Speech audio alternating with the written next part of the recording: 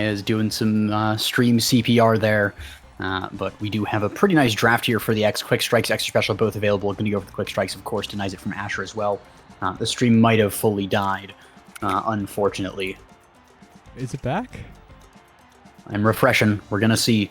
At the very least, stacks on stacks going to Juno. Extra Special, though, going to Luna. And Team Player going to the Asher there. Even as the Hot Pockets is technically the second pick here for losing a set, it doesn't feel like they lost this draft at all. When you are a kill comp and you're getting Extra Special on Luna, Stinger on Fanny, and Team Player on your goal, you just cleared out faster. That's some pretty good stuff. And it's like, yeah, Lolmao gets Quick Strike, and, you know, the Juno, Yoko, Kita gets that stacks on stacks. Reptile Remedy on the Dubu's all right, I guess, but even though they won the set, they kind of lost the draft.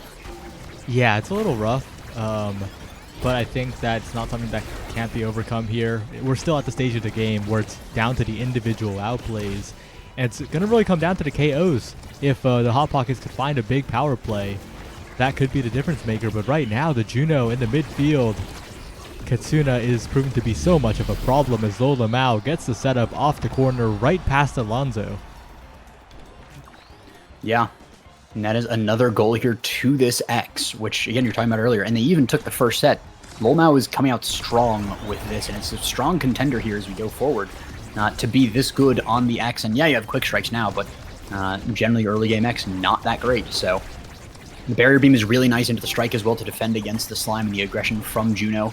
Bellrunner doesn't find too much. The Triple Take puts a little bit of damage on the X. Big Finish trying to get this barrier, but even with the Manu, it's not enough. Juno going forward as well, almost getting... I was going to say almost getting the kill.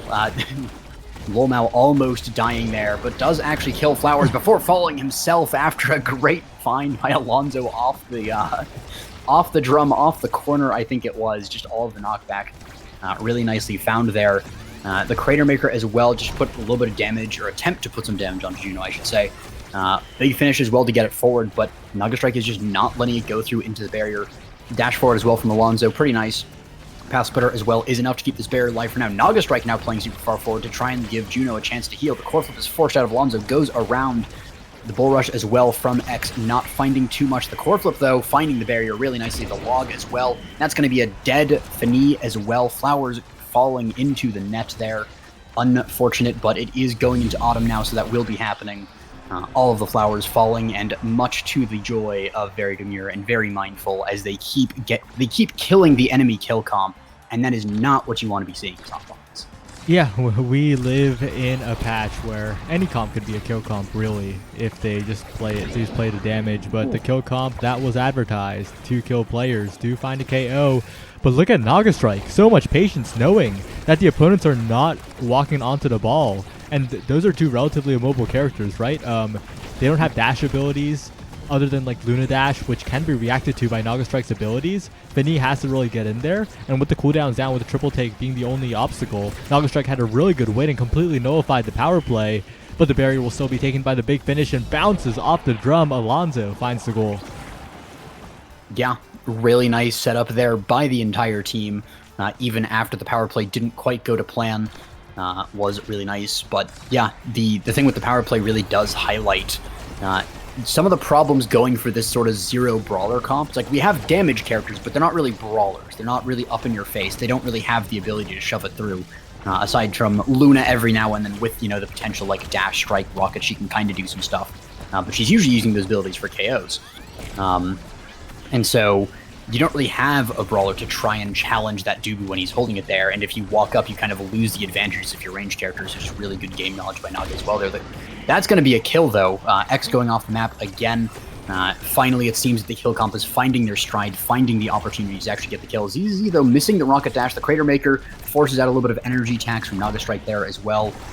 Core ends up in Alonso's hands. He's going to strike it away, just buy a little bit of time here, try and get it forward without committing too much. Back pass from Flowers, though. I don't know if that was communicated. Alonso seemed to be a little surprised by that. Just barely caught it. And that's going to be the barrier going down to Lolmao. As he also finds the angle to be knocked into the corner and survive. Flowers misses a strike. 2 strikes, and that's going to allow it to go all the way forward. But so far, so good. Core flip from Alonso is not stellar. And the swarm of slimes is going to be what sets it in the end when Asher has nothing left and there's just 50 slimes in front of her next to us. Yeah, the cooldown so important in this matchup. And speaking of cooldowns, and speaking of Juno, Hotshot now available here. It could actually be a Deadeye Deny, but it's probably just Hotshot. It could also be Rapid Fire, but it's probably just Hotshot.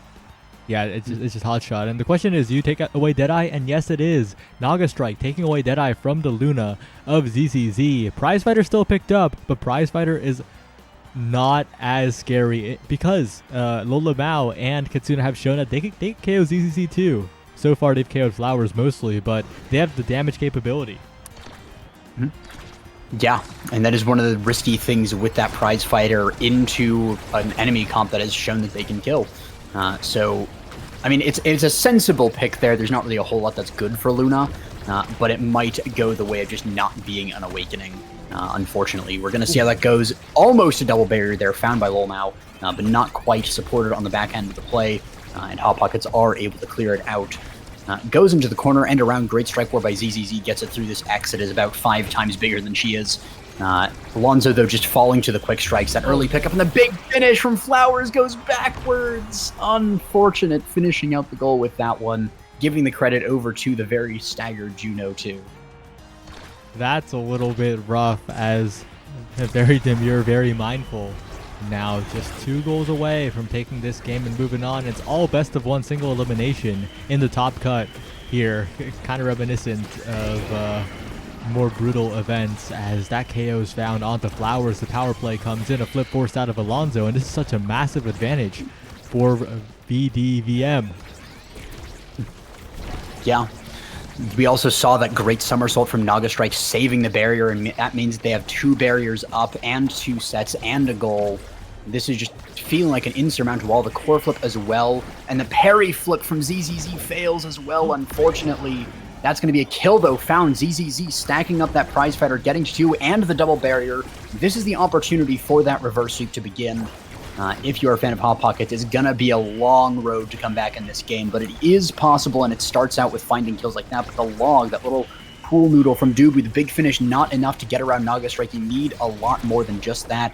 Crater Maker puts a little bit of damage on the field, but doesn't get too much done just yet. And Flowers looking very low, has to evade, gets energy taxed by this X, who is... Oh, the triple take as well! Flowers! Unfortunate there, but that is the way Fini goes sometimes. You put out your big abilities, and sometimes they just get used against you. Oh, no.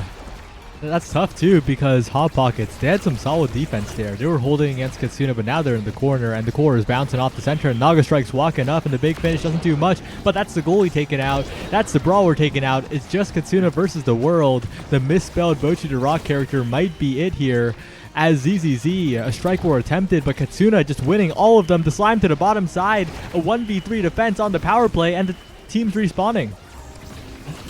Yeah, I mean, to only lose 1 barrier in that 1v3 is actually crazy. Well done by the Juno there, and again, shows out that when you go for this sort of kill comp, you can really lack in the abilities to actually get the barriers once you've gotten the kills. You have to commit so many abilities to getting the kills, and these characters aren't great core controllers as others are. They can do it, by no means are they slouches on the core control, but they're also not like S tier. Great defense there by Naga Strike, though, getting that doobie wall out even amidst all of this aggression.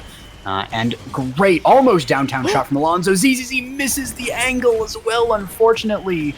But now we're deep in overtime. Red cores are all over the place. The bell ringer's in the face. Great dodge against the rocket dash. The bull rush comes out, but he can't find the barrier just yet. So much damage coming in this X, who's just going to live just barely, even as the Juno finds the barrier, but it's not going to matter as Alonso gets the downtown shot cleared all the way through, I believe, with the team player speed as well. Nicely found. Yeah, I think that was actually a late game barrier beam sweet spot. So that was like one of the hardest to hit angles of all time. Alonso was just going for a clear, got the sweet spot right into the opposing net, and that's just a fantastic goal. But Hot Pockets, they need more than that, and this Tofu Fortress might be the end. But they get a flip KO. Alonso makes it happen. The additional Asher power really coming into play there on the flip, and now Katsuna trying to control the core around, but taking a lot of damage too. It could be another power play. But even in the power play there, as X comes out and dissolves that 1 power play, they even lose a barrier at the end of it. Yeah, sure, they opened up the goal, but they also lost a fort, and that's not great for them. especially when you're against that Juno who puts it up to the top side, tries to get it through the quick strikes on the X, even with the X tech, not going to be enough to get it through. Great defense there by Flowers and Alonso. As we see the Slimes, ooh, unfortunate by Flowers whiffing the core flip there, trying to stay on. I mean, this is the last goal potentially if Hot Pockets lose this, so a little bit of stress on these players being knocked out here. They don't want to be, of course, but it's going to be a hard-fought battle as Katsuna is the one to put it in the end. Well played there by VDVM as we see Naga Strike hit the Shiggy Wiggy to celebrate against that. Really nicely found by them. And again, to win early with X just from the get-go was amazing, but they just continued it so well. But yeah, Katsuna kind of the unsung hero, though, getting the MVP there. So many redirects, so much control, just allowing Lolmao to basically just brawl for the entirety of the game without worries. Yeah, very, very well played. They'll be moving on to the semifinals versus the Hoppin' Hustlers, featuring Sky, Color Craze, and Wallaby Gangsta. That should be an interesting match. But before then, we're probably just going to head to a short break while I make sure that the stream doesn't disconnect again. So, see you in a bit.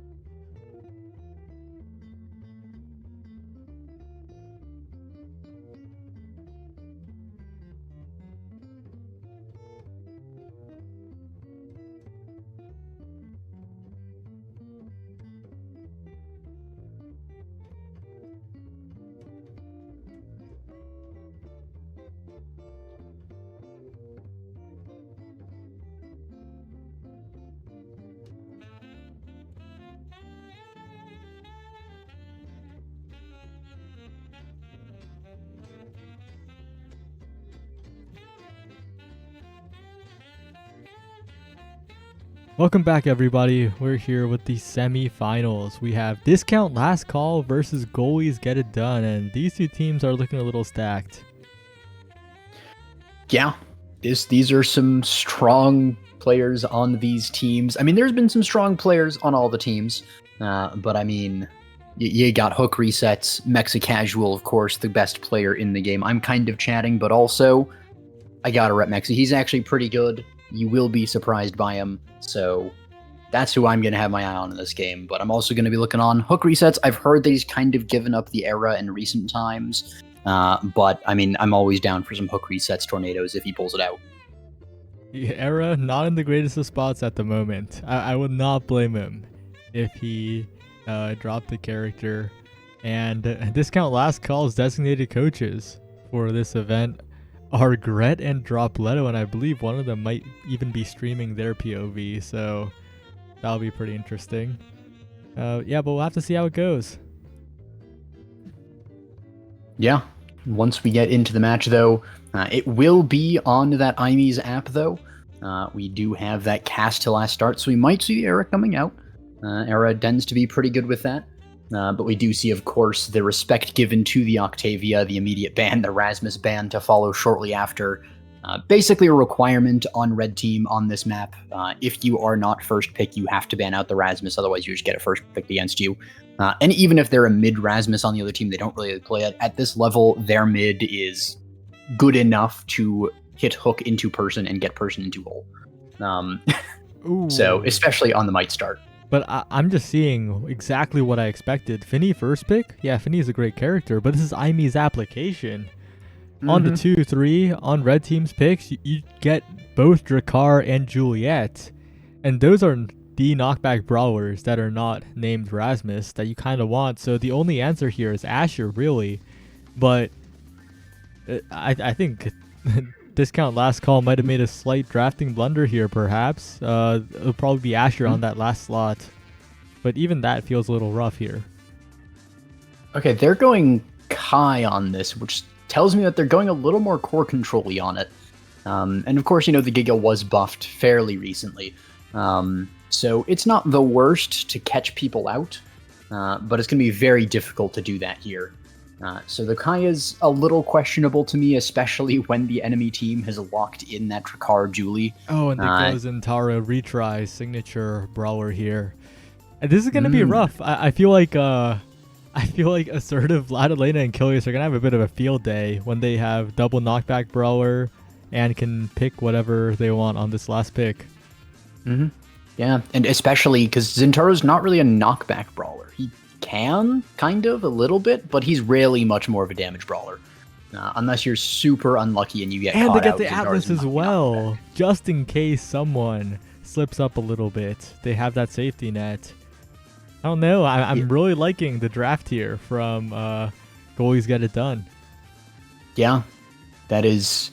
I'm not going to quite say entirely that it's a one in draft, but if there was a time where something was one in draft, getting the double knockback brawler with the Atlas on IME's app versus a bunch of damage in a midfielder, not generally ideal, but Discount Last Call could potentially just be saying, doesn't really matter what you pick, draft is not important, what matters is player skill. So they might be the ones saying, it's okay, we got this. Especially with, you know, Cast to Last really good on that Finny, really good on the Kai. The Might of the Colossus is surprisingly good on Zintaro. Now, he benefits a lot from the damage, and as well as having 3 melee abilities. I think actually, technically, yeah, all of his abilities are melee, so he's got a lot of melee to benefit from the size there, even though he's not usually one of the size brawlers. So, going to be a pretty nice pickup there. But of course, on the other end, you have an Atlas likely picking up the Cast to Last, which is going to be really good for just having the ult out forever. A lot more uptime on that ultimate, a lot more of an open window, because a lot of times people will wait out the Atlas ult and then just kill you right out of it, but if it lasts, 40% longer, then it's going to be a lot harder to kill someone out of it because you're going to get so much more healing. So, yeah. And of course, Cast Last Need, I mentioned it on Drakkar as well, with the speed and the ultimate both. Really nice there. Again, more for knockback than damage on the ult. So, not going to help as much having extra damage from the ult, I should say. but definitely not bad. The extra slow is really nice for setting up against people. But we're probably just going to be seeing the Drakkar. Honestly, is there a world where Drakkar goes Might of the Colossus, or am I just yapping? Drakkar probably goes Might of the Colossus. Honestly, if you're going for pure knockback, that would definitely be the choice. The additional power definitely useful, and melee increases the sweet spot of the shotgun, I believe. So there's a decent chance that is indeed the case here. And the funny thing about goalies get it done, actually, yeah, all three of these members have played goalie. And all three of these members have also played not goalie. So this is an incredibly flexible team, and I believe any one of them could play any role, really. Yeah, and also all three of them are playing goalie characters. Of course, Goliath is one of the most well-known goalies out there. So one of the highest win rates in the North American Strikers League. Good kickoff there for... Oh, sorry, go. I was about to say, I played Goliath in solo queue the other day. And how did it go? Well, I won, and then I lost, but it wasn't my fault, you know? So. yeah, that I also lost, but it wasn't my fault in every game I lost today. There we go. That's so real. But some good core control coming out of here from Discount Last Call, but gonna end there. Good kill there by Killiest, finding retry, going a little bit too close to the hole in the middle there. It wasn't even Killiest, it was Assertive with the primary. So don't sleep on the Atlas kill power when you're on the other side of the IME's application hazard. That's a fair point there. I did look down the Atlas a little bit, but definitely can put a lot of power out, especially if you get the full combo with the secondary as well. But we do see that first barrier going down after first blood. Goalies get it done, getting it done so far. And yeah, we see a lot of core control for the most part. The core flip actually whiffed from Assertive is unfortunate. Dash punch also not going to do too much. Has to retry. Unfortunate retry. If he didn't ult, I'm pretty sure would have got the barrier, but was trying to go for some style points, maybe pausing it so we could follow up passive into the goal as it opens, but just ulted a little bit too soon. And ooh, Vlad's going to find the angle right between Hook and Mexi, unfortunately, for Discount Last Call, but really nicely found. And yeah, that's probably going to be the way this game goes, is Discount Last Call takes early leads, but then loses in a power play and then sort of spirals from there for the most part. Yeah, and the dangerous thing when playing Kai, like Hook Resets is doing, you get a lot of core control, but if you barrage as you're walking past, forget about that. Retry gets a hit stun on Assertive as the goal flies in. But one thing to watch out for is that Hook Resets will generally not barrage the core while running past the center, because when you're stuck in that barrage, you're kind of a sitting duck for dash punches. So that is one of the main downfalls that Kai players have on maps like these. Same with Atlas Lab as well. And look at that, the shotgun and the flip from Killiest. I mean, these two are the IMEZAP characters, other than Rasmus. Yeah, and he is Killiest. He is the killiest of them all with the most KOs in the game so far. Vlad almost getting a goal there, but good defense by Mexi and Hook Resets. Going forward is Retry trying to get the big finish is nice, but does not quite line up with the dash from Retry, so the play is going to stall out. And stalling out against that kill comp, waiting for them to get their cooldowns back, is not ideal if you are on the side of Discount Last Call. Dash Punch, though, not going to quite nail Hook Resets there. I think was maybe trying to go for a hit stun with the core was around the area. Ooh, great card onto Killiest there, and also Hook Resets finding the barrier with the barrage. Killiest going down, trying to get it below the Phoenix. It would have been a goal if it went back there. But unfortunately does not find the angle there. Retry doesn't get it through Atlas, who gets a pass over to Killiest. Drakkar trying to get something. The big finish bounce around the hole, but it doesn't go into the goal. Thankfully, no own goal there just yet. Retry finding the angle almost, but good defense by Assertive there. Triple take as well, not going to be enough, but really well found there. In the end, Zentaro inside of Atlas is going to win that strike. Well played by Retry, keeping the core under control, but we saw a lot of good counterplay out there from Assertive, right? The name of the game versus Zentaro is to strike early and strike decisively, and we saw a lot of it there, because most Zentaro stuff, I'll be real, is completely fake. So that's how you deal with it. But right now, Vladilena and Killiest getting it in there, dash punch, those are the types of points that you expect this comp to get, and that was fast. That was 14 seconds. Yeah, that was, and that is definitely a mental blow as well. When you take those longer sets, it can really feel like a mission, but, you know, in some cases it can feel, oh, we're evenly matched, this is nice, this is a fun game, but then you lose that 14-second point. It's like, were they just going easy on us? Were they just holding back? So finding that 14-second point is really great. Also going to find the nice shotgun combo into the barrier, dash punch as well, foregoing the kills for just a moment there to just focus on core control. and ending that 30 seconds later, basically, to a 14-second point and a 15-second point. Really nicely found, and Assertive, of course, going to be the MVP there, and goalie's getting it done. The goalie getting it done. Rewarded with something like Catalyst, Orb Dancer, Peak Performance. Could potentially try to deny like an Aerials or Prime Time, but that would be kind of trolling the Atlas, especially when Orb Dancer is up, and that just gives you so much presence on that Atlas. Yeah, and I'm scared of a lot of the Awakening showing up. Peak Performance, Bulk Up are the big ones, right? Bulk Up in general, but Peak Performance for more presence on the field. A lot of Stagger being taken away to make sure that they aren't chipped down by the Zentaro Fini, because we say damage comp, KO comp, knockback comp on the red side, but Fini and Zentaro, two of the highest damagers in the game. Something to be afraid of for sure here. Have to see how that goes later on as Retry and Mexi pick up more Awakenings, but so far, I think Kilius and Vladilena both picking up Stagger. I think they're both pretty happy. Yeah, picking up some Stagger is really nice when you're against that damage comp, being able to survive a little bit more. Kilius and Mexi kind of trading strikes back and forth. No material gained quite yet, but great find by Kilius down the bottom, bounces it up into the barrier, and Mexi doesn't quite get the lineup behind like Assertive does, showing him how it's done.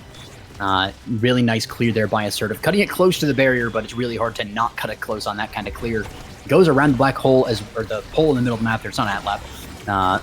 But really nice there as well. Assertive finds a clear around the corner, but Retry finds the angle into the barrier there.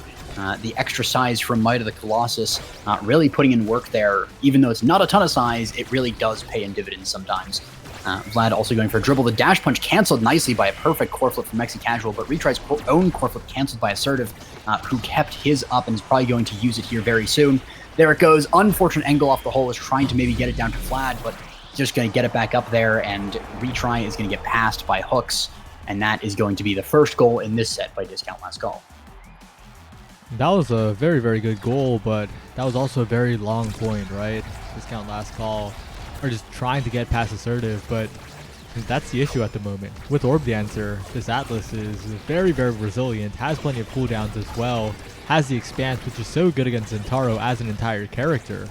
So I don't think it's going to be that easy to get past her that quickly, and I think Discount Last Call really need to find more efficient ways to score before one of them gets dash punched or shotgunned or flipped off the map.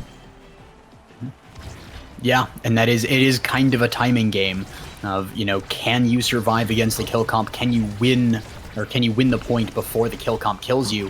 Mexi with a great big finish there, but we do see the power play start as Vlad finds a kill onto Kai, but the Molten Bolt is not enough to get it in the goal, so the power play stalls out 4 seconds until Kai is back on the field. Can they get something done? The Zentaro ult says no. Kai is back in the field, doesn't get insta-killed. It can always be a little risky running near the hole there, but not found there. Great aggression as well by Retry, finds the barrier. Triple take as well from Mexi, keeps you from going in as well. Nicely found, rotated up, knowing that Vlad is going to try for a top shot there. Assertive passing down to the bottom, but Kai's up at the top there. Almost going in, but great defense there. Vlad going to the bottom. The card is nice. Goes with an angle off the black hole, and the big finish is not placed properly enough. Mexi had the vision, but didn't quite have the precision. Rate him for trying the big finish, but Vlad is going to pick up that goal first in the set for goalies to get it done. Yeah, Mexi was playing that point pretty incredibly. Defending for so long, the big finish was a valiant effort as well. But that's the thing again, it's once again the goalies get it done game plan. It is so much easier, it feels like, for them to get it done. And right now, Retry in a very, very tough spot, taking so much damage, but the orb not denied, and Retry heals up for just a little bit to survive. Achilles tags with the Molten Bolt, and Retry is not long for this world. Taken out, that's a power play, and that is the speed available for Vladilena, who is just hunting the core down. The barrier taking Achilles with flip available. This could be a pretty quick point here, and the strike shotgun will secure it, and once again, goalies get it done in the lead. Yeah, and it's very telling for how the game is going that Mexi Casual is the highest level in the lobby, one level above everyone else, pretty convincing as well, almost on the next level.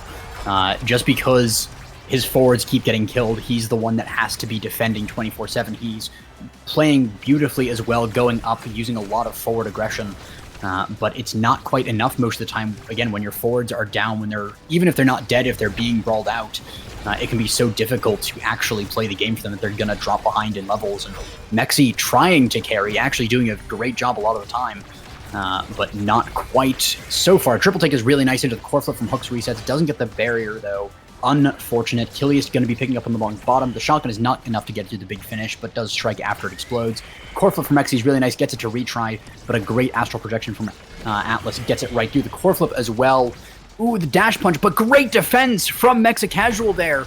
Just making the core do a sort of U-turn around the goal there. Really nicely done, even as the strike shotgun does take it in the end.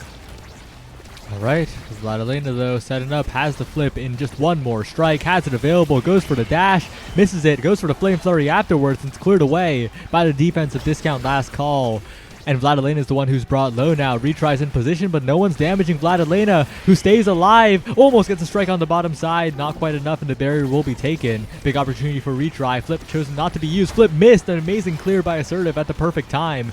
One pass to Vladilena could do it. The dribble into the dash punch. Mexi almost gets the spacing, but doesn't walk back far enough. And that's, once again, a great point. Great set for discount last call, but goalies get it done are just getting it done a little better. Yeah, and that is going to be something like, I mean, there's so many options here. Stinger on Drakkar, of course, is really nice. Could even go for the team player deny. Extra special, stacks on stacks to reposition. Is going to go for the stacks on stacks. Repositioning around the hole, being able to outspeed your opponents and keep them from outspeeding you is really nice. Because, of course, if your opponents get too fast, brawlers just kind of cry when they're being run away from.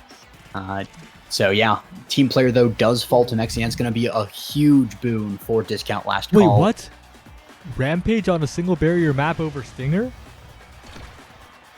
Oh, on a damage comp too. Yeah, I feel like that has to be a mistake. You do have Might of the Colossus, but it's a single barrier map, and Stinger was available. I honestly thought that Assertive should have taken Stinger.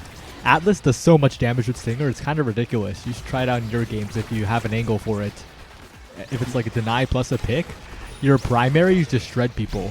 And we don't see that here. We see the extra special, I believe, but I'm just really confused that Retry didn't go for it. I feel like that's a possible damage win con now gone. Retry, though, going for the core control win con, picks up a barrier, and maybe even a goal here with a strike, and the card from Mexi from across the map. Well played from discount last call. Let's go, Mexa Casual, carrying the team there. Although, funnily enough, against goalies get it done, the goalie is getting it done. Mexa Casual, level 8. The next highest is level 6, and Mexi is almost level 9, no less. So, fantastic play there. The big finish as well is really nice. The kill flip from Mexi, just saying, oh yeah, you're a brawler, okay. Forget about it. Just puts the enemy in the hole, doesn't care at all about any knockback that Julie has. We see Kilius Molten Bolting actually stunning Mexa Casual there, so he doesn't actually get to defend his barrier, unfortunately. Now it is an open map. But the card is really nice to stop that forward aggression. Retry has the Centauro passive, going to use it to go through Kilius, but not quite into the goal. Assertive really good on this defense. The Orb Dancer as well, able to reposition. The Giga Blast is nice, but it's stopped. The Flurry as well comes out. The big finish, trying to get it forward, but Mexi not taking risk with it, just going to hold it for a little longer. Stalled in the corner. The Astral Projection is really nice. The card hits the Julie. Retry tries to get it down, but Kilius is in the goal as well. Triple take goes forward. The Molten Bolt as well. Kilius has the core from front of the goal. The Dash Punch, though, misses. Doesn't find the core, and now the Giga Blast gets it up to retry. The core flip is used by Kilius, but really good redirect by Hook Resets, gets it down off the hole to retry, but Mexi, unfortunate, doesn't get the card to stop the goal from going in again. Mexi has such good vision on these defenses, but just doesn't quite have that last tick of precision. He's just a frame off on some of these. Yeah, Mexi was making an amazing clears at the very end. It kind of just hits it right into Vladilena, unfortunately. And that's not what you like to see in these critical moments. Retry trying to hit stun Assertive, but she will continue managing to defend that barrier. With the dash coming in, Kilius on the cross, finds the barrier, and a kill flip, a punch into flip to the bottom side from Vladilena. And once again, Mexi almost saved that one with a big finish, and this is a game of almosts, and almost is not enough when the goalies are getting it done. On Goalies Get It Done, they're one goal away from moving on to the finals.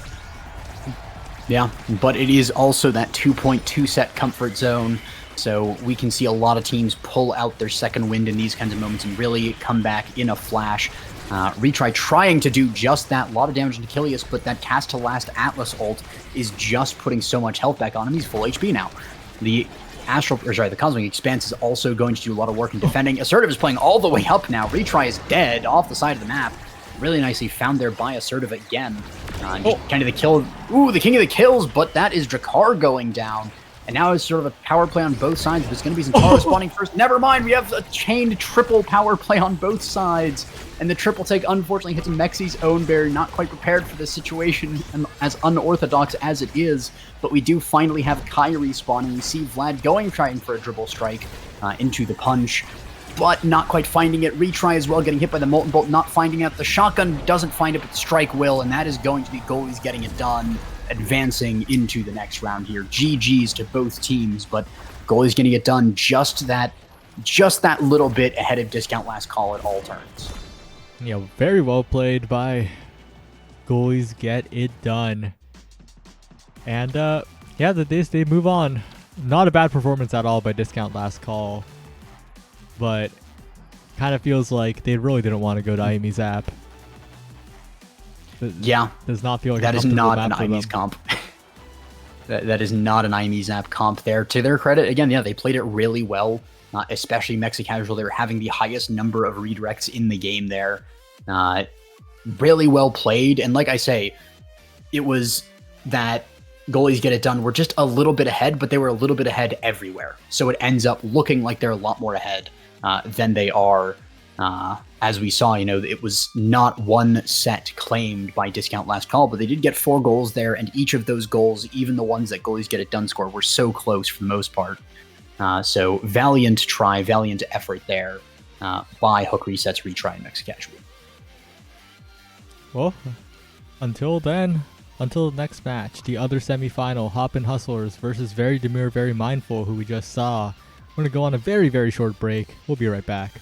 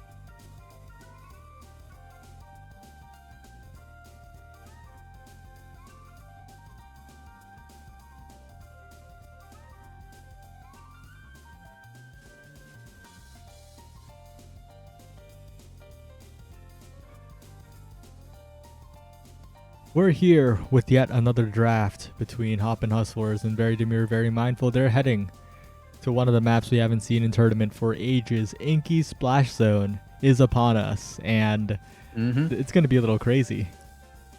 Yeah, I mean, the best map in the game, hands down. Nothing even gets close to how good Inky's is, and that's why people don't play it, is because they want to keep it nice and professional. They don't want to have fun in these matches, so that's why they don't play Inky's. So it's going to be a fun match, though. I am a massive fan of this map because it's just a lot of fun. It's unorthodox, it's niche, there's the Hyper Beam on it, so I get to yell Hyper Beam when I step on the thing in solo queue. It's just perfect. Speaking of perfect, though, we're also going to be having that Catalyst start, so there's going to be a lot of energy, which is just another great way to accelerate the game when people are just core flipping every couple of seconds.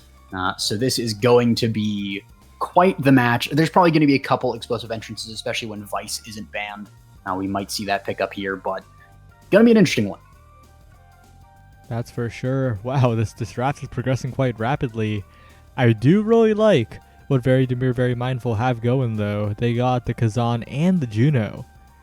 A lot of core control available, and of course, that power on the kickoff is so important because Inky's is decided when the core spawns. Yeah, the little sort of off-center thing can be pretty interesting there. It is rather weird how, it's the map where it's probably the closest core spawns of any map, where you have, most maps have the core spawn options very much more spread out, but I think Inky's is probably the map that has the most polarizing core spawns, even as close together as they are, just because of the way the map works with the one single corner barrier being a little weird. Because most most one barrier maps are only in the center, like Imi's map in Mountain City. So Inky's kind of the outlier there in a lot of ways. Not necessarily the most mechanically.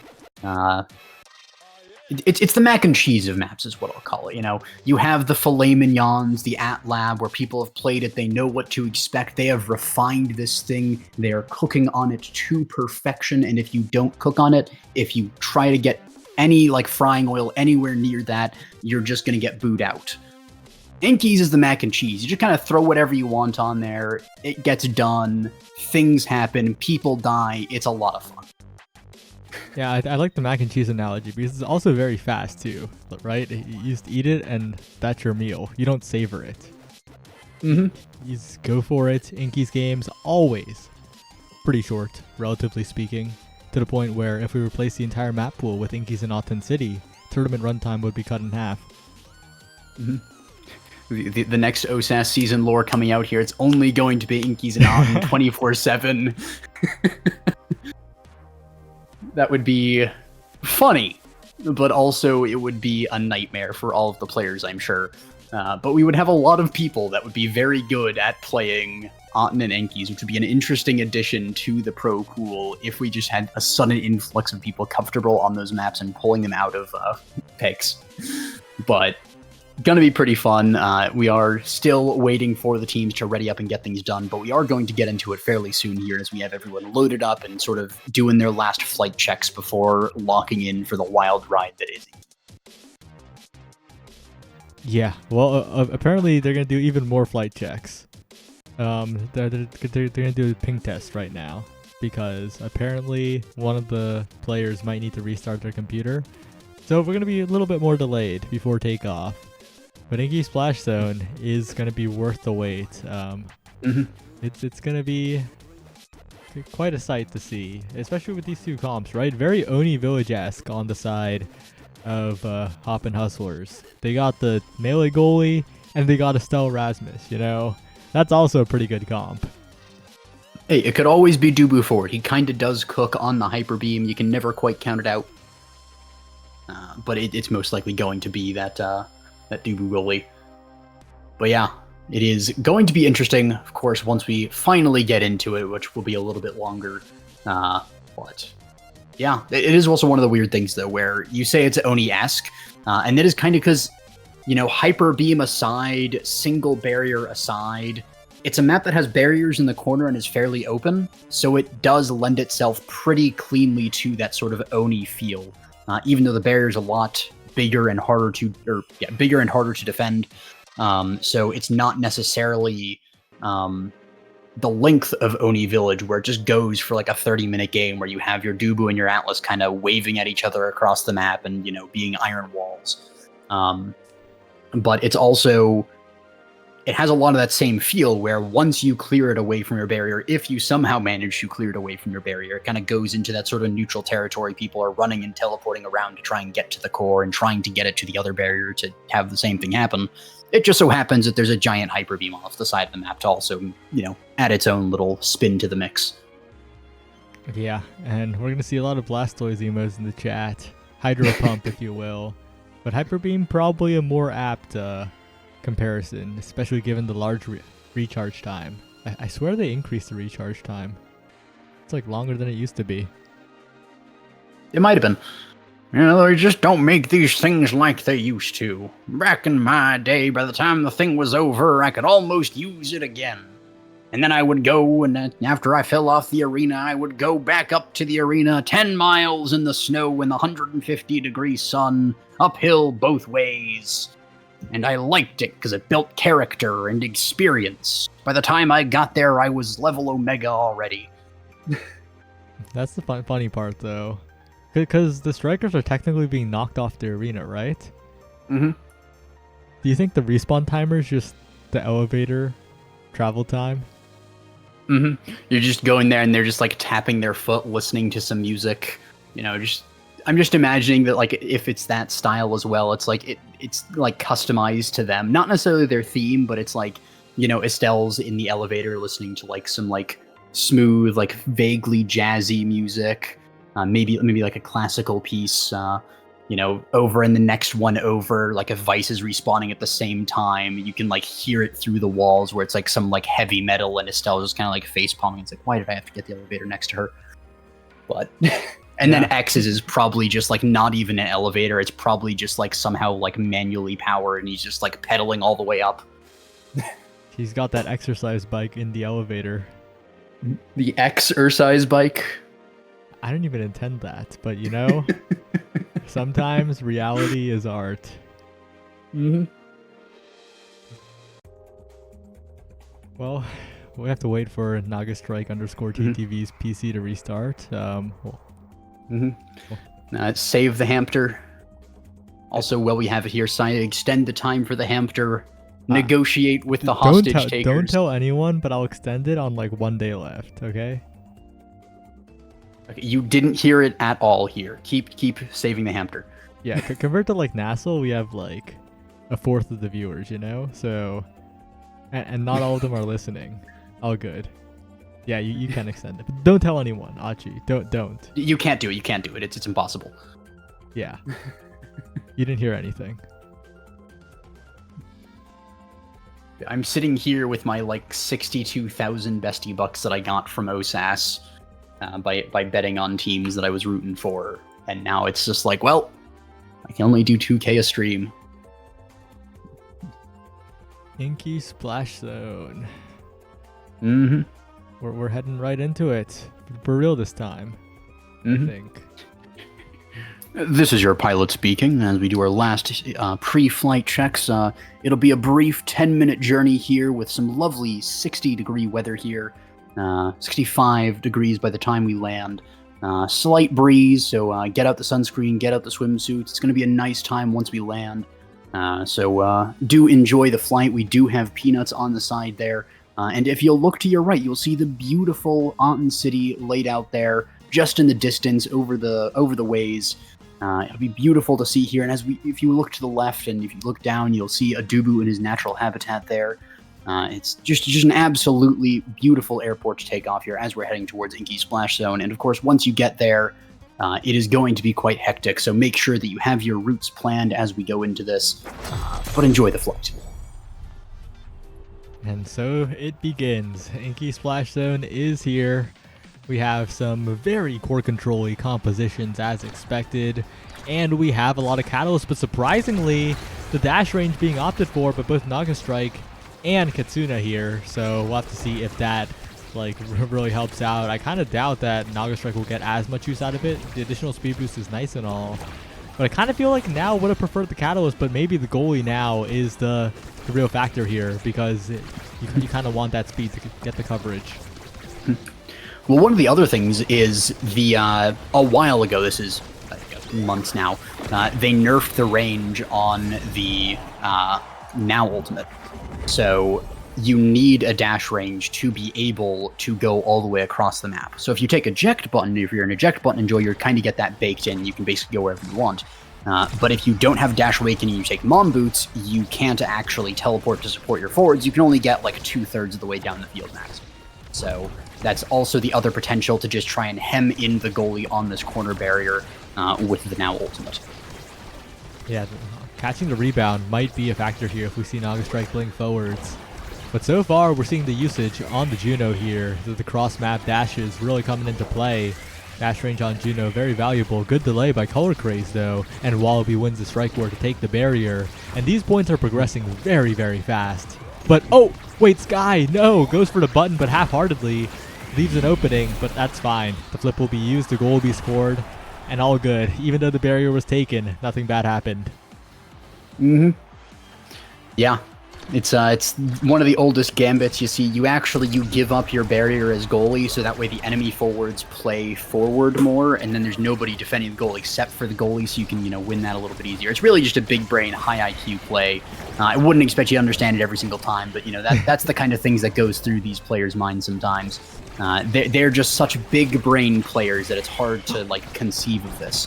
But great interactions there all around. Somehow the barrier's still standing with the core flip, so really well played, and I say that Skybercuse goes down. That's a kill flip as well from a Juno of all people to get the kill. The Hyper Beam is used, Lomao dribbling into it, but actually just gives it over to Wallaby in the end. Naga Strike going up to the top there, missing the hook is Wallaby. And, I mean, Dubu wins the 50-50, but there's also a Juno flying at his face, so really well played there by the side of VDV. Lola Mao had a little bit of fun with that one. One dribble in the water cannon, yeah, that's good for the mix-up. 2 dribbles, losing control of it. I mean, we are Inky Splash Zone, it's like a vacation. People haven't seen this in tournament for so long that they're just having fun with it, it feels like. And so far, Naga Strike, great now primary to get a second strike, a third strike even, on the core, but Color Craze will blink in, take the barrier, now the water cannon's gonna do quite a bit here. Yeah.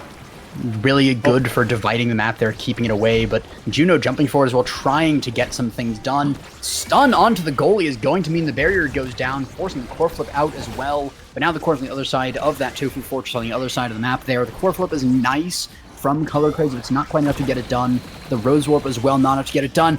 Ooh, the mix-up there, but it's actually a fail. Lomao having way too much fun here. Not gonna matter in the end, but Lomao, he is cooking. He is trying to add whatever he can to this mac and cheese. He is throwing in some, spices into this mac and cheese. He's adding, this is like a 5-cheese mac and cheese that Lomao is doing. He's had to restart 5 times so he keeps messing stuff up, but in the end, it's going to be mac and cheese, and it's going to be delicious. And now we approach the draft, and we're not going to see a Manu deny. That's a Manu now in the building, of course, less effective because it's goalie, but still effective nonetheless. So, overall, looking very, very good for the side of Very Demure, Very Mindful. This draft has everything they could have wanted here. Of course, Rampage on a single barrier map's a little tough, but it's whatever. It's a core control time we're having. Mm-hmm. We do see a nice kickoff there from the side of VDVM, but it is countered a little by Wallaby. Color Craze also as well. I mean, they do have the Rasmus Estelle combo there, so they get a lot of core control. But it's not quite enough to pin down this barrier, especially with a little bit of help from Naga as well. Trying to rush forwards a little bit with all that extra speed, but not able to get position here, not really needing to get position there, but really nicely done by Wallaby, finding the pendulum swing there. Was that a slime going backwards? No, that was just Color Craze striking, and I feel like, I think Katsuna and Naga Strike synced up their strikes accidentally, which meant they both didn't have strike. Okay, because it looked for a second like a slime struck backwards, like if Yuko hadn't quite struck all the way past the slime, because it can do that. You have to be very careful when you strike towards the slimes. If you're in between, you can just get it going backwards if it holds the memory long enough. But in that case, well played by Color Craze, finding the angle there. when the Juno did not have strike available. Good interrupt by Naga with that Dorito. The core flip from Juno there, unfortunately not finding much purchase. Great find as well by Wallaby, and that's going to be the piercing shot as the slime catches it really nice by Color Craze to make use of that. Yeah, and a bit of sloppy defending by all of the members of Very Demure, Very Mindful. They were just trying to stuff it through Wallaby, who was very prepared for all of that and made sure the rebounds were there in the favor of the Hoppin' Hustlers. And again, they're the ones in the lead here. Wallaby almost goes down, but almost means he's surviving for the moment. But good on Lolamau to maintain possession, to nullify the water cannon, and still has a flip available to maybe do some more. But Wallaby's also pushing forward. One pass from Color Craze, a dribble to the bottom side, a slime to interrupt, but Color Craze picks it right back up, and Wallaby's now in position, but it's saved away by Naga Strike. Yeah, great pass to the slime there, but it is only a slime at the end of the day. There's only so much it can do. SkyBRQ is on top of things here. Has the somersaults. Wallaby trying to go for a core flip, but it's interrupted really nicely by Lolmau. Core flip from Naga up to Lolmau, actually baiting out the core flip from Dubu really nice, and also Juno catching the rebound. That means there's so much momentum in the hands of VDVM here, but it's stolen away by Color Craze, and Wallaby countered by a Dorito very timely. The Rose Warp gonna actually send the core backwards a little bit as well, unfortunate. Not the perfect lineup. We see the Dorito covering the bottom as well. Color Craze trying to get it forward with the Crystal Thorns, but Wallaby just not finding the angle even as it goes kind of into that corner and doesn't really have a good angle into the goal directly. Would have to go for some kind of weird dribble. Lolmau goes for a great dribble there, speaking of. Finds the barrier, the Hyper Beam makes the core go red and do a lap around the world, and Lolmau's going to put it at the top. Great shot at the end, too. Mixing up the directions on Sky, who definitely expected a shot to the bottom corner there. And now it's 2-1, but it feels like Very Demure, Very Mindful have figured it out. They figured out how Hoppin' Hustlers are playing. Color Craze in the last few points has been at that wall trying to get the snipe with the Estelle primary, and this time it is punished by Lolamau. It feels like they've adapted. Yeah. They are adapting to Inky's Splash Zone, as we were talking about. I mean, it's a little bit of yapping, but this is not a map that's played very often. So it can be a bit of an adjustment to try and remember the angles, because it's also not in the queues either, not in the map pool for that.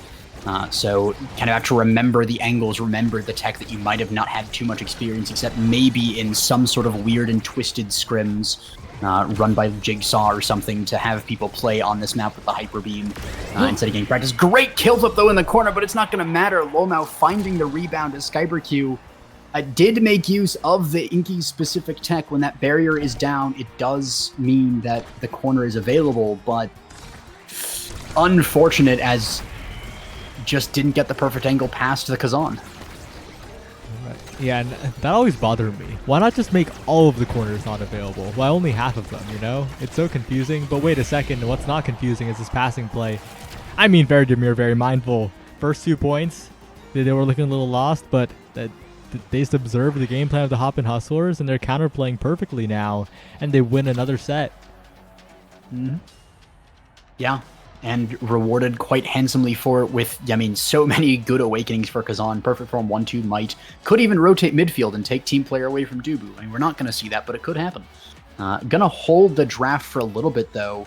Gonna take Might there. Potentially 1-2 to the Juno. Peak Province goes to Estelle. Team player goes to Dubu, of course. 1-2 is going to Juno in the end, and perfect form going to now.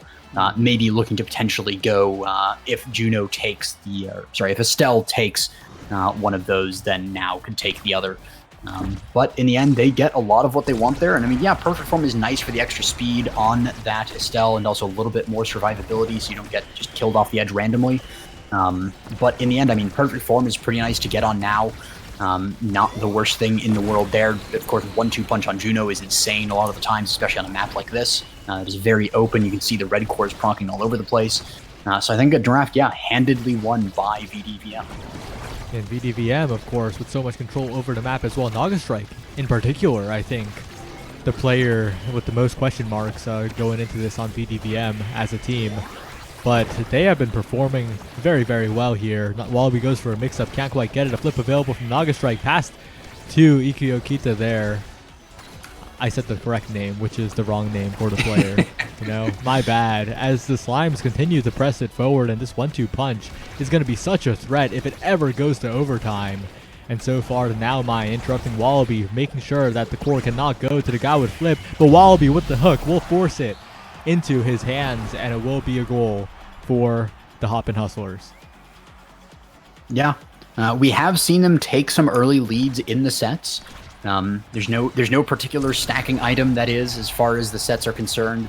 Pretty much every point is the same as the last. I suppose technically there's Rampage on the Kazan, but that's even on the Kazan on the red team. But we do see a lot of the times Hoppin' Hustlers are taking these early points, but then they're not quite able to lock the set out. But there we go. Great use of the Hyper Beam and everything, just lock it in the corner, using the Crystal Thorns as well. Good Inky's knowledge there, and Hoppin' Hustlers are looking to take the set, but again, they take the early points. They get a lead in the set. Can they close it out? It's looking like they can close it out, but what I gotta mention about that last, oh, forget about that. Yeah, they do close it out. That's an Inky's point if I've ever seen one. Barrier taken instantly, push forward instantly while maintaining possession. 7-second point on Inky Splash Zone, what we're more used to. And Naga Strike, a few flubs. Has been playing well for most of the match, but on that second to last point, missed the corner, didn't get the rebound to the other side of the map, kept it in the possession of Color Craze. And that last point, the down was just quite rough, and those slight missteps might cost them the entire game. They're still up, but that is a quick strikes on Wallaby, who has been taking over the map, and I feel like that's the solo carry win condition for Wallaby here. Yeah. We also see, though, I mean, the reverb picked up on the Estelle that already has peak, so speed and cooling reduction really nice on Estelle. You don't need the bulk up as much. I mean, of course, the more the merrier. But those are probably her best ones of the set of the Stagger Zodia. But we do see Lomao taking that first barrier. Wallaby not quite able to get the return on the other side of the map. It means that the Hyper Beam is available, forcing out the energy attacks from Wallaby. The Hyper Beam always really good at that. Good save by Naga Strike there as well, keeping this barrier alive. Goes up to Lolmao, who isn't quite able to get in. Good defense there by SkyberQ. Until then, nicely found there, set up and then executed. Just with the strike of Kazan being bigger and longer with the closed form. So difficult to really contend with that. Color Craze forward, but this time Naga Strike has the mine ready, doesn't get caught out by the hook either. But Wallaby's in there with the quick strikes. Naga's going to have to find some good clears and does so. But Wallaby gets the core yet again. Lola Mao, though, in position with the dribbles to the bottom side, forcing out a flip from Color Craze, but hooks it away and keeps the core under control. Wallaby now with the pendulum swing, but Naga recovers in time to save the barrier and has a primary ready to beat the Crystal Thorns, but that clear angle is not what you like to see. The barrier will go down regardless. The Tofu Fortress thrown out, the water cannon about to come in, and Wallaby's just holding the core in possession until it's passed down to Color Craze with the water cannon. A fantastic setup from Hoppin' Hustlers, and they're in the control right now. Yeah, it could just be that VDVM was enjoying playing on Inky's so much. Great last second core flip as well by SkyberQ, you have to mention that. But it could be that VDVM were just enjoying playing on Inky's so much they decide, we'll give them a set. We'll just enjoy more time on this map with the Hyper Beams and just the funny map. Barrier, though, does go down. Core flip from Yuko, not quite going to find things. Ooh, and that's going to be a kill. The last tick of the Hyper Beam. Color Craze, not used to the map, thought it was going to be over and just gets swept away even as the goal is scored. Unfortunate by Color Craze.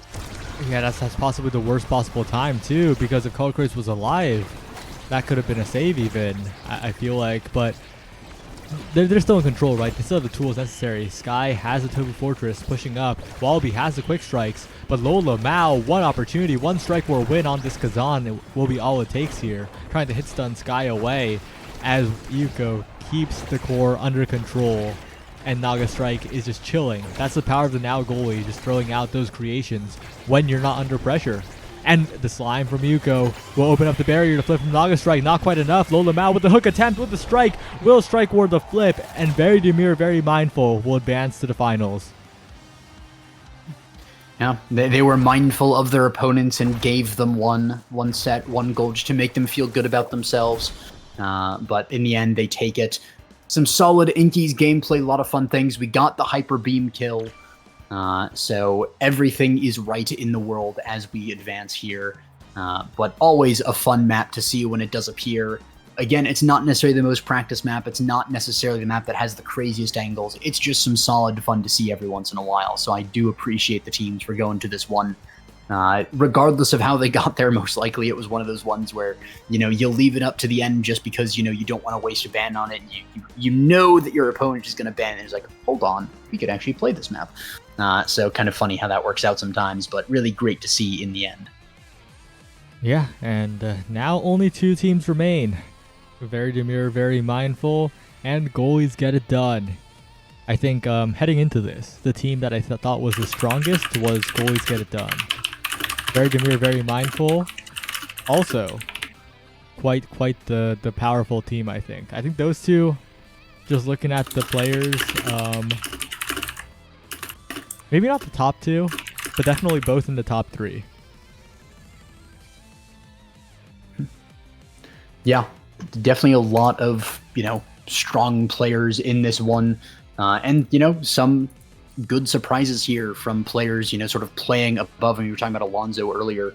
Sadly not here in the end, but really put on a good defensive performance earlier on. So really great to see what the players have been pulling out and just seeing that competition here as we advance.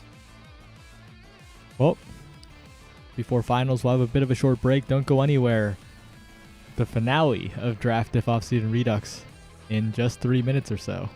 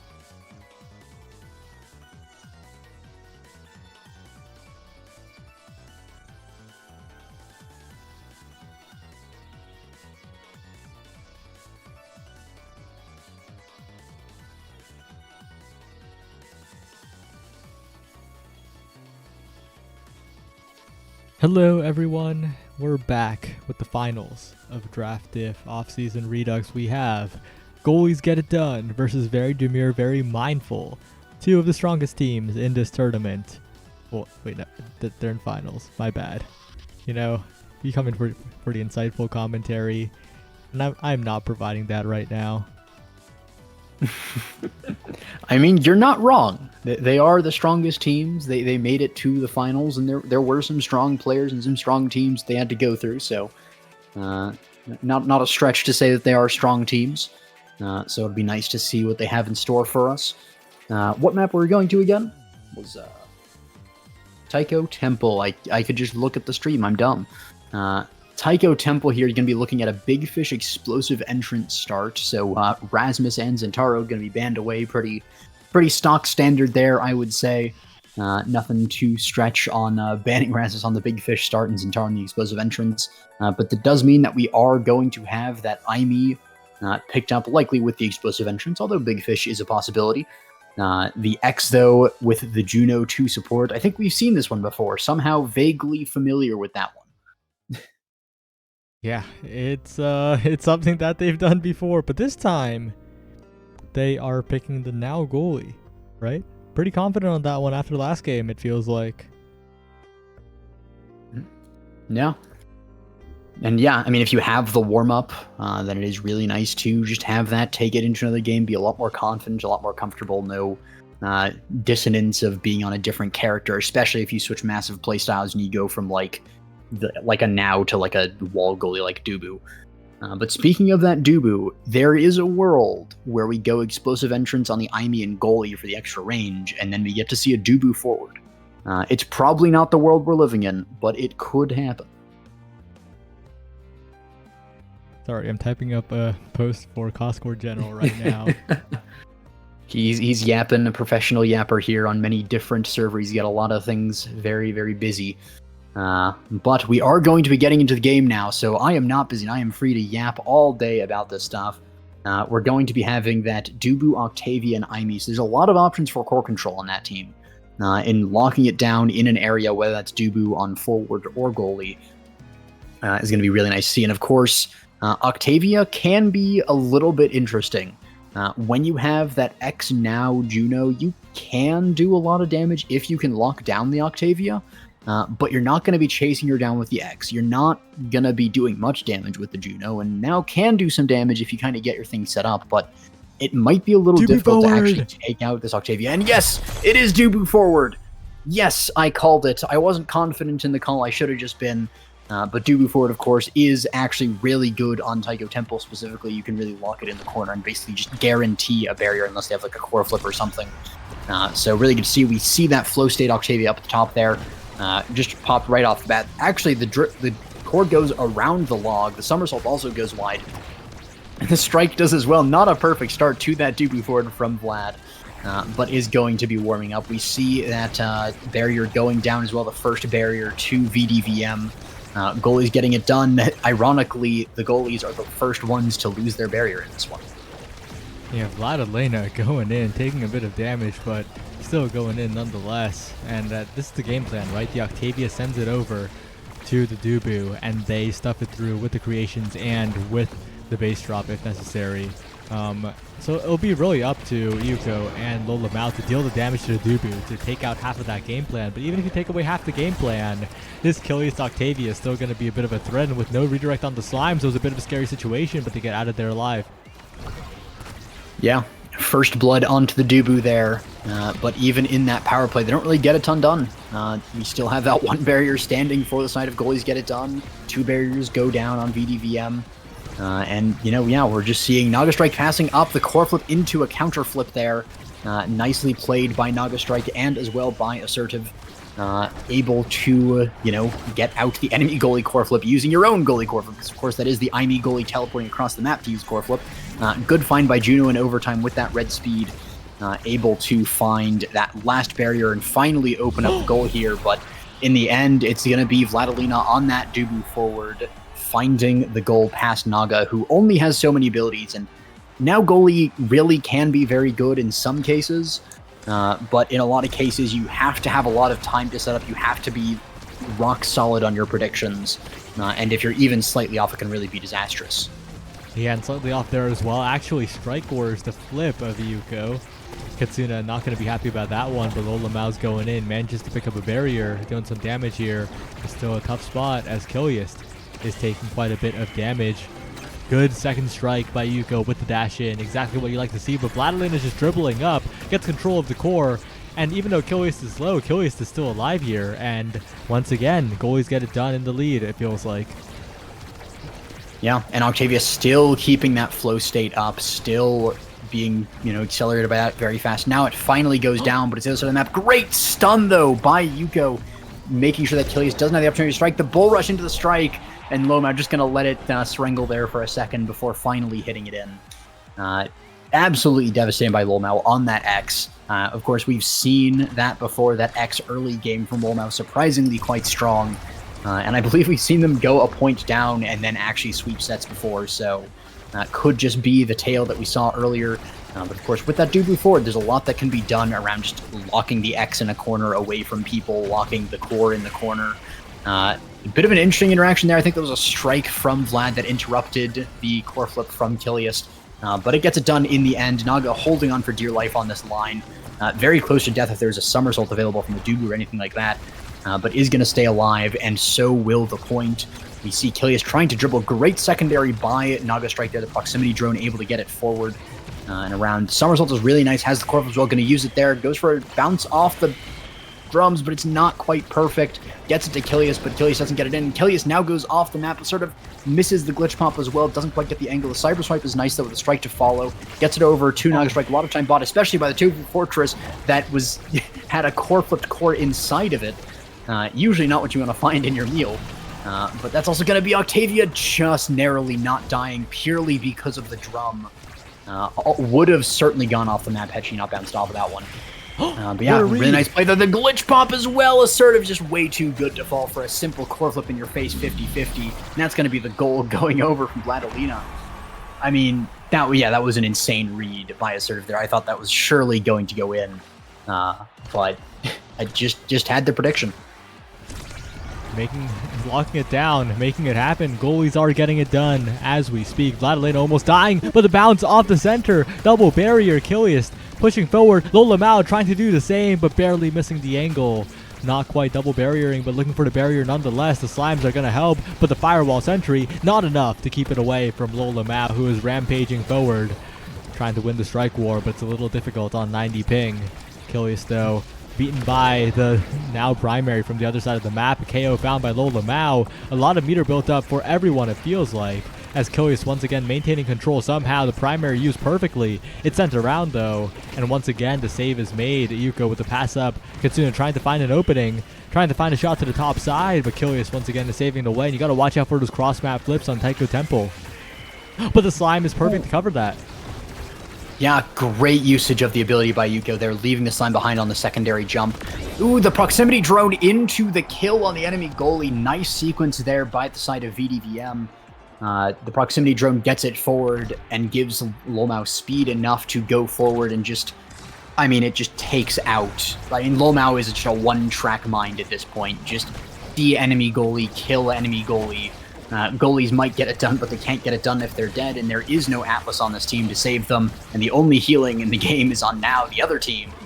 So just good setup there by the side of VDVM, but the Dubu wall is really nicely there, basically perfect. Gets the double barrier, doesn't win the strike war though, so it's going to get cleared up to Lolmao. Lolmao goes for a dribble, and ooh, great interrupt on the glitch pop and the bull rush, but I mean, Yuko with the extra dash range from that explosive entrance is just everywhere that Juno needs to be.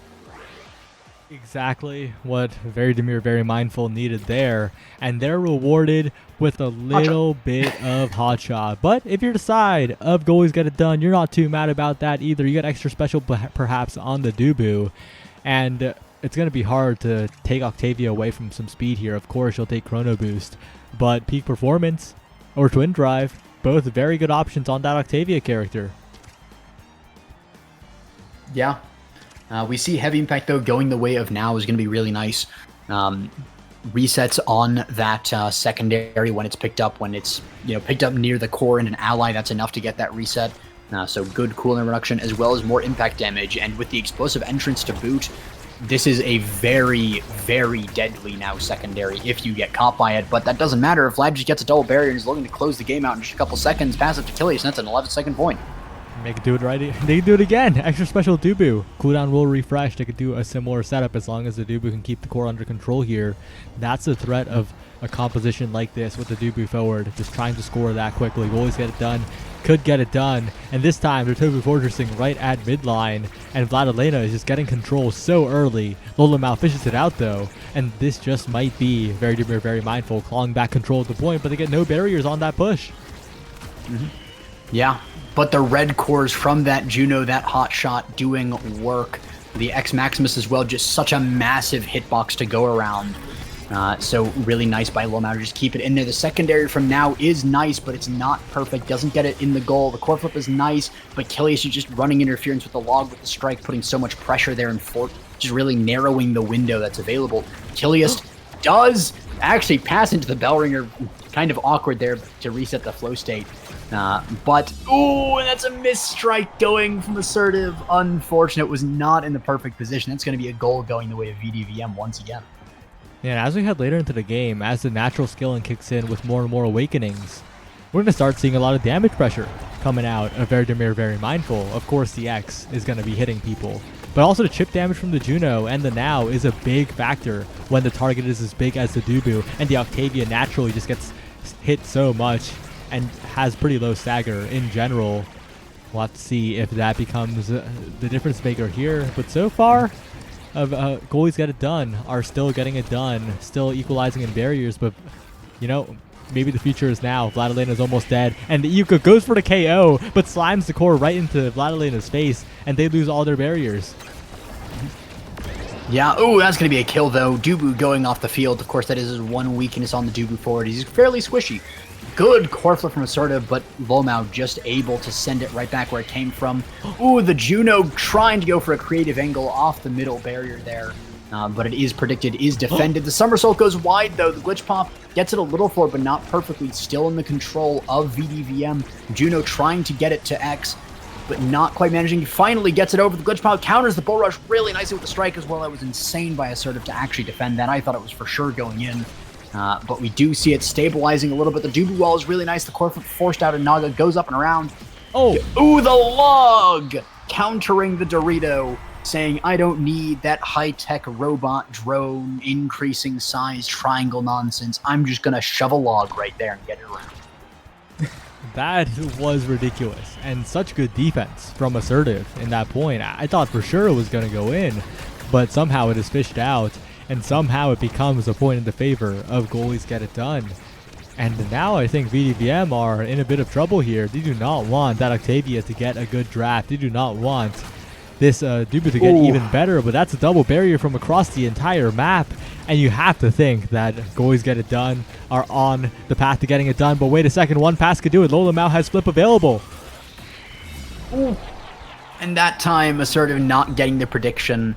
It's one of those things when you get to this level that you have mind games within mind games, and your sort of strategy has to develop as you go through the point. It's not just as simple as the goal or the PL bell curve, where it's, you know, when you're in Platinum, you shoot it at the goalie because you don't know better, and then when you're in PL, you shoot it at the goalie because you do know better.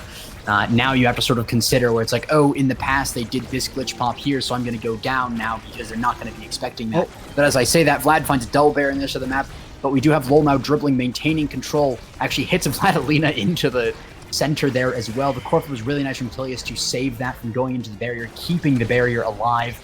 Naga has to use the secondary. They're trying to get it forward. The flow state is built up a little bit on Octavia. She is very fast here. Even using that primary to get more speed just saves the Sax's speed as well. But now they do wear off. Octavia is reset. The speed is gone. She is not quite in position. We have Assertive playing up a little bit. The glitch pop is really nice. Almost gets it to a slime. We have core flip on Dubu being used right there. Sends it with the log, but it's really nicely defended there. Naga strike on top of things. Bull rush through the middle. Not expecting that one, but actually able to defend. The core flip goes into the barrier, caught by Octavia. The log goes forward, the strike goes down, the strike almost goes in, but it's defended by Slime in a secondary. They're really good defense here by the side of VDVM, but can they get the barrier on the other side of the map? So far, the answer is no, and Assertive still has her hands on that core flip. Yeah, that core flip is so scary because even if they get past, that flip could just nullify it here. But the Tofu Fortress halted for a moment. The Slime sends it forward yet again. Good strike war by Iyuko. Katsuna will not let the goal go in yet. Jumps forward now. Tries to transition into offense a little bit. Flip available for Lola Mao. Doesn't choose to use it. Does not want to waste it because that could be the win condition here. You need this barrier as soon as possible, but a good save by Assertive and the flip is wasted. Now Kiliast is low, but not taken out quite yet. And the Slimes will just be blocked away by Kiliast. Good secondary by Naga Strike to redirect it away for the moment. But oh, that log speeds up the core just enough. Naga Strike doesn't use the flip in time. And it's an incredibly close set, but it is goalies get it done, finding that they're on top here. And this is a critical draft for them. Yeah. I mean, in the end, who would have thought that the goalies team defense is what sets them apart and allows them to triumph? I would never have been able to guess that one in a million years. But we do see the Monu deny makes a lot of sense. It's pretty good on Aimi and also keeps it away from now. Stacks on Sass going to be denied, but Orb Dancer is available for Octavia right now. That almost feels like an oversight. She's going to go for Reverb, though. I don't know if that's the standard. It's Reverb, because as this game scales on, as more cooldowns and more damage comes in, we already saw Kiliast almost killed that last set, right? Kiliast was very, very low at the last point of that.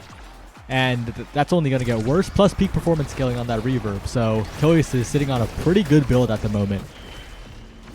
That is fair, yeah. It sort of maximizes your lose condition if you happen to die with the orbs. So definitely fair to do that. And with the peak performance does make sense. I recant my questioning of Kiliast. How dare I question Kiliast? But there is the double barrier going down. Lolmao finding the stride again. And now we are, later game X. He's level 9. He's got some things on his kit. I mean, he's got Big Fish. He's got Chrono. He has the Orb Dancer there, so he can run down his opponents. Might even be fast enough to catch Octavia, but he is definitely fast enough to put it in the goal there, and that's going to be the first point scored here by VDVM. Yeah, I was kind of questioning the rapid fire take even from Naga Strike. I thought denying Reverb would be better there, but Lola Mao might have had the sleeper pick of the draft here. That might be the draft diff in this draft diff finals, because that additional mobility might be the difference maker. Yeah, it's one of the things that I say is, the defense from Naga's actually insane there. Kind of funneling it through. I was sure with the Dooku Wall that all was lost, but that was incredible there. We see a barrier even taken on the other side off the back of that, so good stuff there. Kiliast, though, building up the stacks of Flow State, keeping that alive for a lot longer. The core flip used to secure the barrier. We have Vlad having the core flip now as well. Might use it here just to try and get down to Kiliast, but it's going to be defended. Proximity drone from Naga is on point. The triangle hitting Vlad there. Just a little bit of damage. Vlad diffusing it before it gets too bad. Great core flip from the Juno. Tries to get it up and around, but not quite perfect. Assertive using the core flip there, but it just buys time. Doesn't really get any material. Doesn't get any position. Core flip from Lolmao doesn't find the corner of the barrier, but in the end, it ricochets back to a Slime, so it's okay in the end. Cyber Swipe gets it forward, but Vlad's not in the perfect position. Kiliast is in the perfect position. The log is not in the perfect position. The glitch pop is just barely not enough because Naga is just on top of things, really settling into this now pick in a really spectacular way. Yeah, and Lola Mao now in there wins the strike war. This guy's a Canadian on Dallas servers. He said nah, I'd win. Yeah, I mean, on ping as well, just, running around at the speed of light, outrunning the ping issues and just beating up the opponents. Doesn't matter how laggy you are, as long as you're close enough, you have enough size with the X Maximus, just strike, hit the opponents. And, I mean, not to downplay it too much, he had a lot of really good plays, a lot of really timely bull rushes, so good stuff from Lolmao.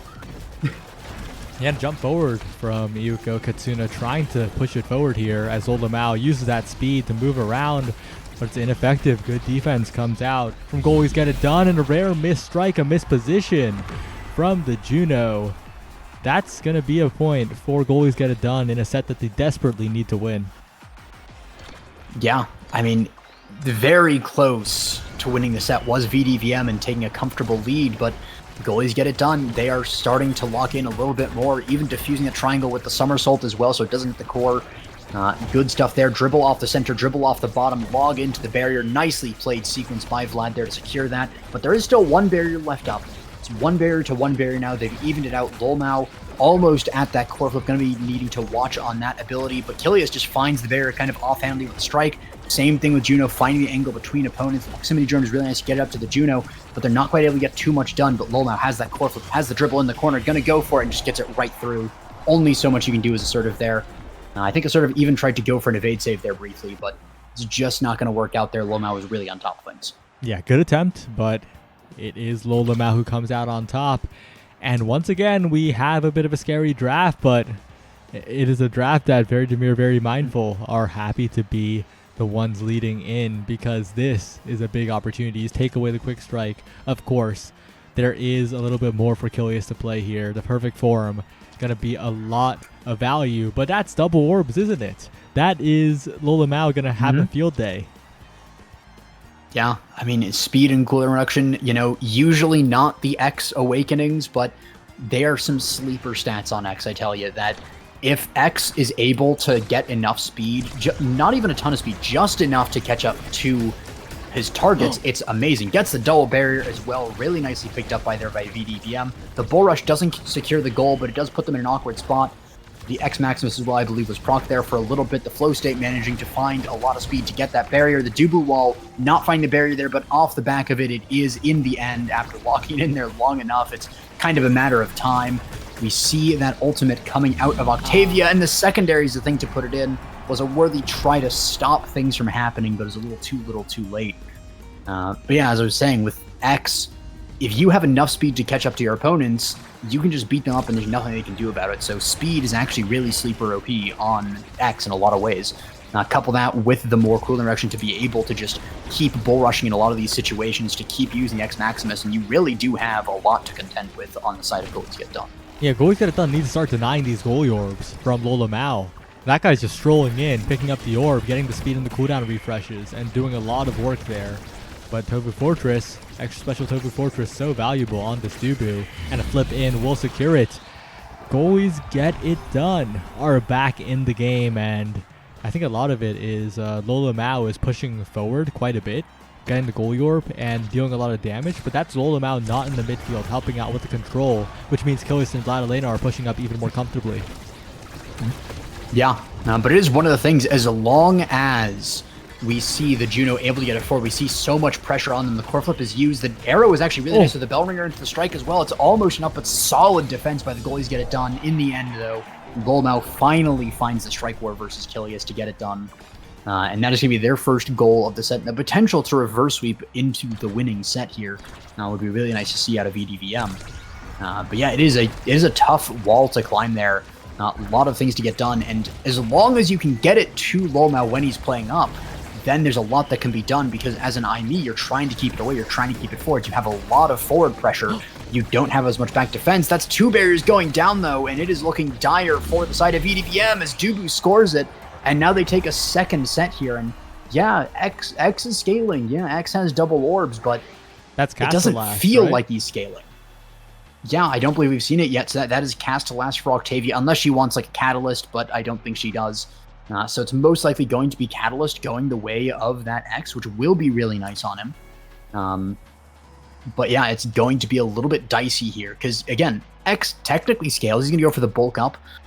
Is, a little bit more damage. Would have liked to see the Catalyst, I think, for more core flips and more brawling potential. He doesn't really have... He has the big fish for a little bit of stagger, but it doesn't really feel like he needs the extra power. And I think Dubu is going to make very good use of that Catalyst. Vladilena already very tanky, it feels like, has that big fish to start off, has a lot of stagger bars, just base, from being Dubu. And I feel like Vlad's getting hit so much while everyone tries to clear the ball away. That guy's going to flip instantly.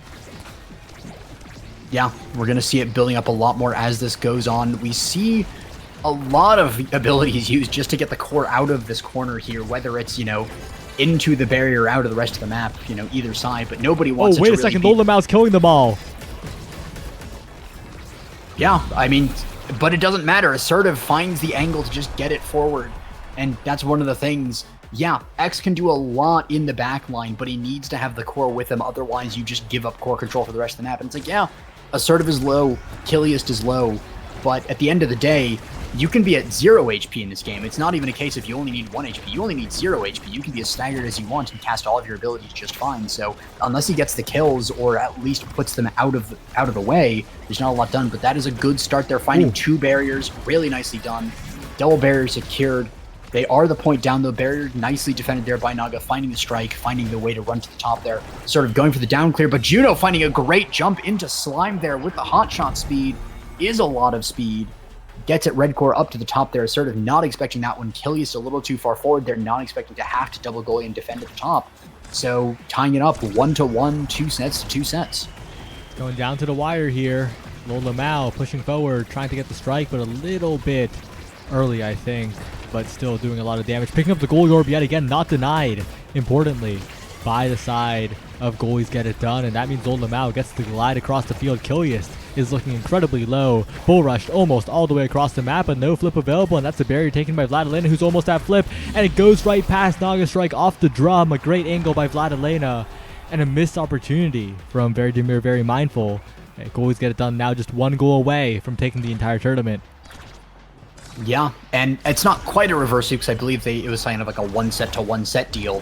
But still, from behind goalies getting it done, they are getting it done. So we see Vladilena has the core flip, might have to use it here. Gonna use it after the barrier falls to try and log it in there, but not quite gonna be enough. Assertive had a lot of really good defense to get that double barrier. Double barrier is going down 10 seconds into the point. Goal, though, not quite yet following it. The Imult actually kind of messing up the clear there. But Vlad goes for the bottom, and it's gonna be going in. Nicely found by Vladilena, just finding a simple strike to the bottom. And sometimes it's just the simple things that get it done. You don't have to have a big, flashy play. You just have to have a rock-solid defense, keep it forward, and find the moment your opponents make a mistake. Well played by goalies get it done. Assertive, I think. Definitely the player that I was impressed the most by this entire tournament. We got to see her in quite a few games. She looked incredible on all of the different goalie picks. Of course, Vladilena and Killius also performing as well. Vladilena on the off roll, usually seen on the goalie role, but this is a team of goalies, and they get it done no matter what role they're on. And of course, Killius, a player that we expect to do well. But on the other side, Very Demir, Very Mindful, also a great performance by them as well. Yeah, I mean, it was seeming like for a while that VDVM were going to be running away with it, especially when Lolmao, I mean, we saw it before, early leads with the X. He's really good at playing that early game on X, which is such a rarity. But it didn't feel like the X got the opportunity to scale. Even though we went to the full 5 sets, it didn't feel like X was scaling. Right at the very end, we saw some nuggets of him being able to damage, but by then they weren't quite able to capitalize on it. They weren't quite able to lock it down. So VDVM, really good try, so many good notes, but in the end, it's goalies get it done that had the full melody composed, and they're the ones that were able to run away with it. Yeah. Valiant effort by Lola Mao on 90 ping. East Canadian, Dallas servers. You know, maybe it's canonically valid because it's the NAD win curse, but unfortunately, he did not win today. Unfortunately, Canadian ping will be the doom for this team, but we do have another team that we are celebrating. Congratulations. Thank you. Thank you very much. Thanks. It was a long ride. So, Very difficult. so my first question is, how did you pick who was going to play goalie? So I'll be honest, I didn't know at first when I was drafting last pick. I just asked Ashley if she was willing to play forward, and so I could pick Vlad and make sure we didn't have Vlad, Alina, Katsuda, Lolamal on the same team. But we did a few scrimmages to test it out, and we ended up with just Vlad, Alina going to Brawler. I mean, I was gonna be midfield no matter what. But yeah, that's what we ended up with. I mean, won. Yeah, in the end, the role assignment worked out. Y'all played really well. A lot of good notes there. What is one of y'all favorite moments from this tournament, whether it was even from the draft, seeing your team, or even up to the very end? Honestly, getting Dubu and winning a game with it was my favorite moment of the tournament. Hey, we won 2. Winning 2. Yeah, we did win 2 games with Dubu. Yeah, So we that was pulled great. off pulled off the Octavia Dubu Aimi comp twice.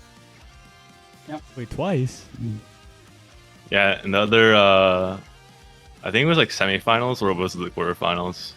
We were on Taiko and like the same comp. Actually, I think we might have had direct goalie instead of Amy goalie, but No, it was Aimi goalie. no, it was. Yeah. But yeah, Would've had that to be- game, it was Which like one it was Chrono Boost peak, and they let me get Octavia, and I was like, okay, we're just running Dubu. So that's like you gotta pick one of two heals, either hit it into the Dubu or you hit it into the Octavia. Mhm. And so we ran it back in grants. I mean, it worked out really well, and yeah, I was celebrating the Dubu forward as well. I mean, Saya yelled out in joy with seeing that Dubu forward. We were kind of like, this might be Dubu forward. I mean, it was like the explosive entrance, so it's like Aimi can be a really good goalie there with the range, but seeing y'all pull it off was really nice to see. Really well executed as well. A lot of clear practice in that one, so congratulations there. Thank you. Thanks. And Suppose the...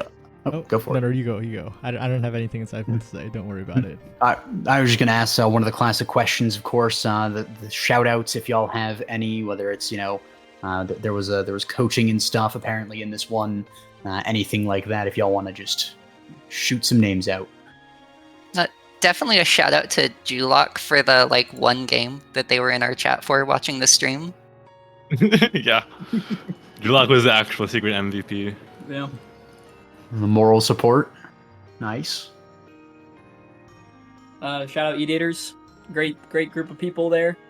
Great team I played on. Great people. Love them. Oh yeah, by the way, Vixie, I do in fact still coach goalie, just so you know. And I saw you in the chat. Just had to give you a shout out, bro. All right, well, if that's the case, then do you have a nugget of advice for anyone looking to learn that might be watching this to climb before they, trying to hit Chally or anything before the season ends? AJ's just asking for a friend. Yeah, for a friend. Asking for a friend? Oh, I see. Okay, yeah.